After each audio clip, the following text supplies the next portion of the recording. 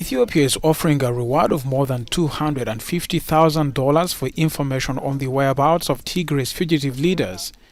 The central government is looking to arrest and charge former state governor Debretsion Gebremichael and several other top leaders of the post-ruling party, the Tigray People's Liberation Front, with rebellion. A former guerrilla fighter, Debretsion, is thought to be hiding in the mountains near Mekelle, Tigray's regional capital. Before protests that helped propel Abiy Ahmed to power in 2018, Debretsion had served as head of the country's intelligence agency and also chaired the state-owned telecom company. That was when the TPLF was the dominant party in the ruling coalition in Addis Ababa. In November, the federal parliament removed him as president of Tigray and also revoked his immunity from prosecution. Ethiopian forces took control of Mekelle 3 weeks ago, but sporadic fighting has persisted.